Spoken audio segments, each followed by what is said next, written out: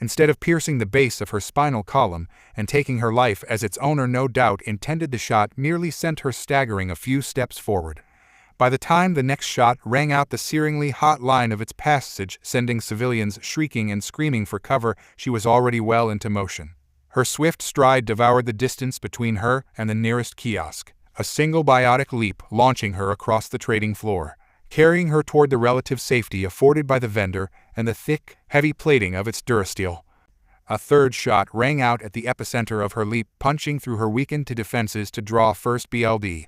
It carves into her flesh, drawing an angry welt of blue BLD across her thigh before slamming into the portion of floor she just vacated. A rare hiss of pain leapt from her lips. She fell roughly on that injured leg, tumbling away and into cover before the hitman could try to snap off another shot. Footsteps P&D behind her. Reinforcements. Samara grit her jaw. The last time her heart beat so wildly was when she saw Morinth's body, cold and limp and dangling from Naruto's hand. That same heightened sensory experience came on again now, triggered by the potential for violence. She's simultaneously exhilarated and afraid.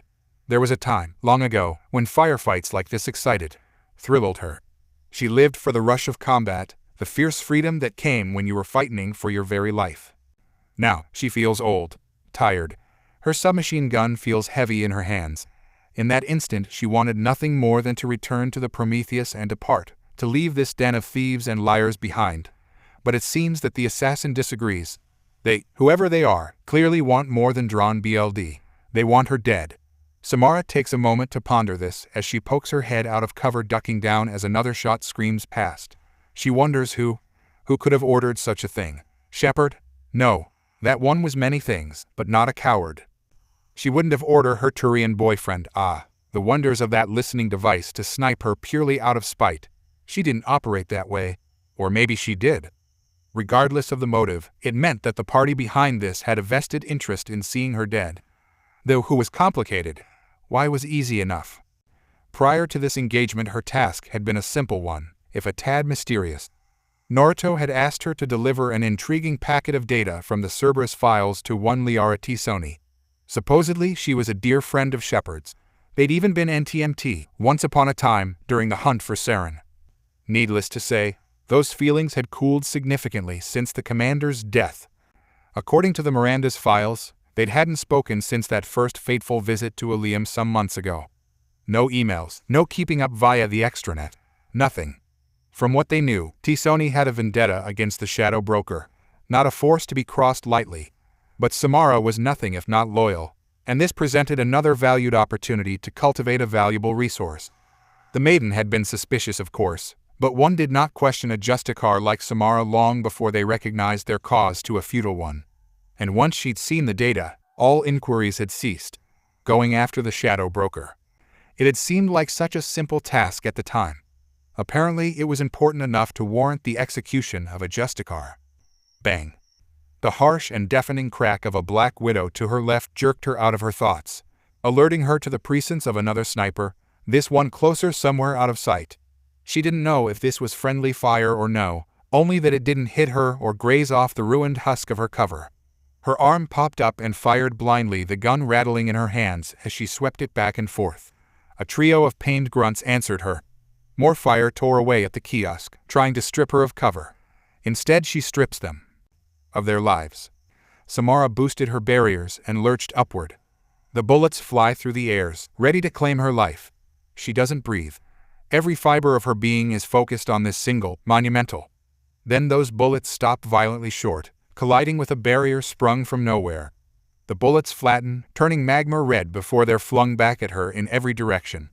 Right back into the hapless squad trying to cut her down. She stands just long enough to watch as they tumble to the floor, then drops back down into cover. More molten metal sprays after her retreat. One of the bullets nicks her arm, burning it. She squelches back a howl as the other bullets slam into the wall and floor around her, leaving smoldering, blackened holes. Her omnitool flashes, its soft ping going unheard in the chaos raging around her. A message. By the goddess, now is not the time. Hold fire, a female voice barks, hoarse and angry. I said hold fire, got 'em nit. And then, incredibly, it stops. Samara doesn't wait.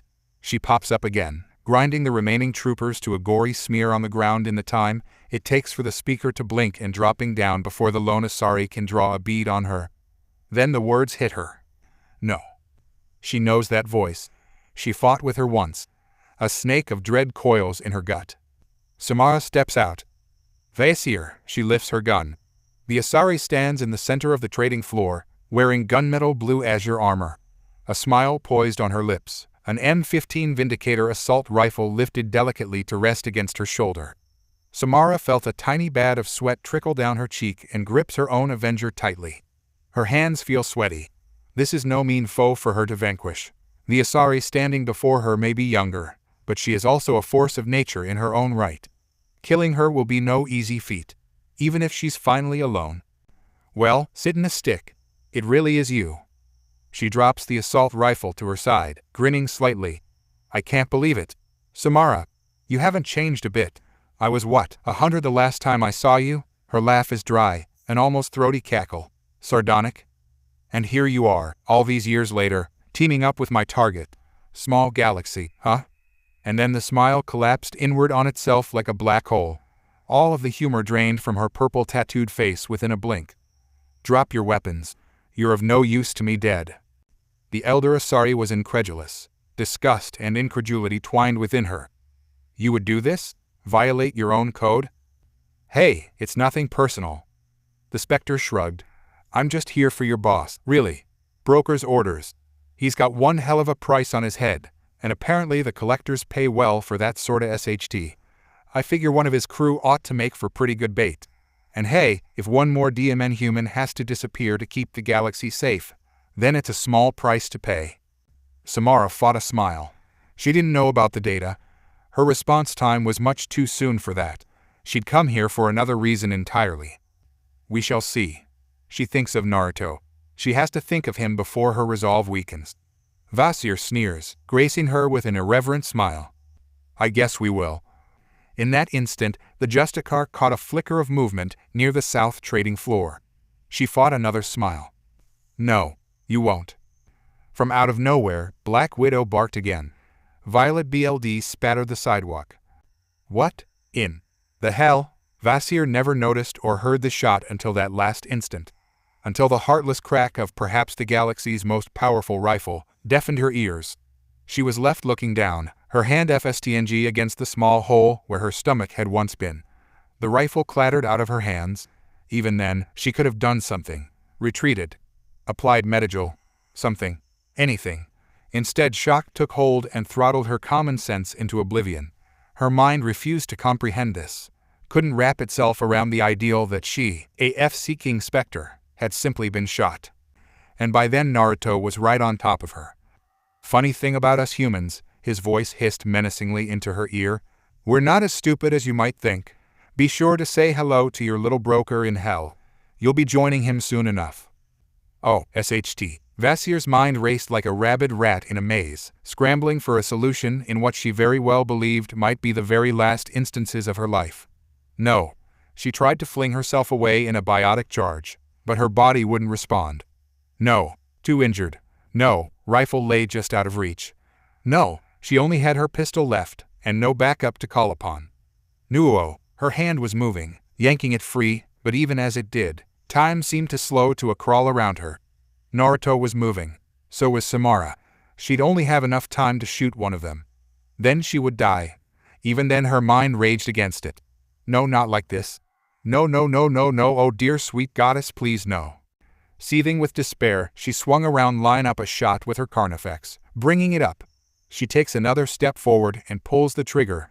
She pulls it 5 more times, until the chamber clicks empty. Samara was wounded. She was the lesser threat. Take her out first. Tella was certain, positive, that if she could just get her first, then maybe. Samara doesn't move. She is an easy target. Not all Asari are created equal. The bullets fly through the air. Vasir doesn't breathe. This is the moment. Now she can rest easy. Her gun smokes. And then he does it. The bullets, 5 in all, slam into the splayed fingers of Naruto's outstretched right palm, move now between Samara and death. His fingers close, trapping them, squeezing, turning them to so much dust. He caught them. Crushed them. The FC King BSTRD caught them with his bare hand. Time moved again. So did Naruto. Desperate, she tried to fling a warp at him as he charged. Anything to buy her more time. It was already too late. Much too late. A pair of strong, inescapable palms locked around her face, forcing her to look at him in her last moments of existence. Palms tinged with chakra, powerful blue fields warping his arms and increasing his strength tenfold. Dark eyes bulged. Arms twisted. Vertebrae broke. It all happened in an instant. One wrench of his hands and something her neck maybe snapped like a twig. Vasir stood there for a long moment, slack-jawed. Then she crumpled like a shoddy house of cards, a boneless heap of muscle and jelly. He let her fall. There was an awful silence after that. "You all right?" Naruto asked at last, turning toward her. Samara managed a nod, but her arm and leg betrayed her. She hissed in soft agony and tried to persist. A mistake. Her body crumpled before she could so much as take a single step. Naruto noticed. In an instant she felt his strong arms enfold her, there to catch her before she could crash to the ground. Gentle hands slathered Medigel on the wounds, his Omnitool darting quickly to her injuries and applying the miracle cream with a single blink. Already she could feel a soothing, pleasant numbness engulfing her wounds. He was muttering something now, fussing at her. "Gotta stop getting shot." She tuned in just long enough to catch the end of a sentence. "That's twice now in the same week. Careful now, this might sting." It did a lot more than that. Killing her was unwise, Samara commented with a small gasp as he pressed his hand to the wound in her arm, her mouth forming a grimace as she looked past him, staring toward at Vasir's prone form. He'd broken her neck. There would be fingerprints. He might not be a known quantity in the galaxy as of yet, but killing a spectre, especially one as infamous as Vasir, was bound to get him noticed. And the broker. She had to tell him about the broker. "Eh?" Naruto blinked, drawing a bloody hand across her injured limb. "I just saved your butt. How was it not wise? You just killed a spectre." He glanced up from the intel he'd taken, suddenly sheepish. "Is that bad?" "You." Samara stared at him for a long, tedious moment, almost disbelieving. Then she started laughing. She didn't know what prompted the floodgates to burst, only that they had. It had been difficult enough believing that he'd killed Morinth solely out of the milk of human kindness. Now he'd murdered Vasir, a spectre, to save her life. All this in less than a week, sworn to him or not. The realization that this man had killed one of the galaxy's most elite operatives for her was enough to shake everything Samara knew about her life. It was either laugh or cry hysterically. She chose the former, opting to bury her face in the crook of his arm and chest and laugh quietly, softly. This man was nothing short of remarkable.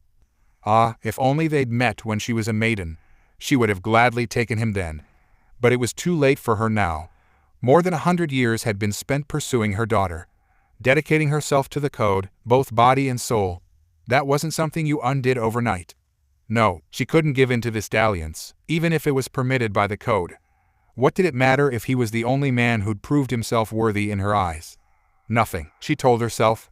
It meant nothing that he'd aided and abetted her at every turn since they'd met, even going so far as to risk his own physical well-being for her. Didn't matter that those strong arms were always there for her, always an ear to listen, always a shoulder to lean on. "You want him, don't you?" Samara went still at the sudden, traitorous thought. It was something Morinth might have said. That it had been her own voice, her own self thinking such things, only made her mind rage. "He caught those bullets for you, didn't he?" Once more, that small part of herself, the part that ached for companionship, whispered to her. If that's not devotion, I don't know what is. The Justicar shivered quietly at the thought, not trusting herself. "Stop it," she told herself. "You stop thinking those things right now. Stop. I'm gonna go with bad." Naruto deadpanned at her, completely unaware of the silent war taking place within. Samara tacitly said nothing, choosing to outlast her brief moment of hysteria in his chest rather than risk words again. Finally, when she deemed herself to be in control once more, she raised her gaze. That was when she noticed it. "Your hand." Naruto blinked, raising his ravaged palm for her inspection. "Yeah, almost forgot about it." His palm was charred slightly, red and burnt. Quiet proof of his actions. "It'll heal." Her hand ghosted over his without thinking. Naruto started. His eyes followed the slow, deliberate motion, watching as her red glove traced over the injury with infinite gentleness. She half expected him to protest. He did not. To her surprise, those fingers curled around hers, warm and soft, strong. She was suddenly and intensely aware of his arms circling around her waist, the strong notes of his muscles pressing into her back. He hadn't moved since he'd caught her. Blue eyes smoldered into her own. "Stop, it." The Justicar sternly shook herself in his arms, pulling her defiant hand away a moment later. "Where were you?" she asked at last, feeling tired beyond measure. "I was preoccupied." His gaze shifted to the stairway from which he'd come. "Thankfully, I had some backup." She half expected to see the Drell standing there. But no, today seemed to be full of surprises. Samara had never seen a green Asari before in her lifetime until now. She was the one who clutched the Black Widow in her arms, its stock folding down against her back as she approached. Samara blinked. Did she take too much Medigel? Was her mind playing tricks on her? Surely that must be it. It has to be, because this girl was green. She shouldn't be green. "Greetings, Justicar." Her head declined in a demure nod. "It is an honor to meet you." Samara squinted. "Who?" "Samara, this is Shyla," he introduced, his chest puffing with just a touch of pride. "Shyla, Samara. I recently helped her with a little contract negotiation." Ah, now it all made sense. The Paragon's silver tongue had struck again. Enough to charm a complete stranger into helping him take down a spectre, apparently. A corrupt one, but still a spectre regardless of the fact. Goddess. What a day. She was weary. Eyes fluttered shut, briefly, drifting into darkness as exhaustion overcame her at last. She didn't have the strength to keep them open any longer. "So, you ready to go?" Shyla nodded demurely. "I would be honored to assist. But about our agreement?" Right. As soon as I get a good look at you, I should be able to make you purple again." "Wow. That sounded weird." "Thank you." Right then. Naruto grunted, and to Samara's helpless dismay, she found herself being lifted into his arms, carried like a human bride.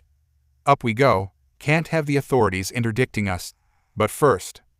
Overhead in the black, she heard a new voice. Okay, sadly the chapter is over, and if you enjoyed, just leave a like and subscribe with post notification, so when the next chapter is ready, you will be notified. Okay, see you in the next video. Bye.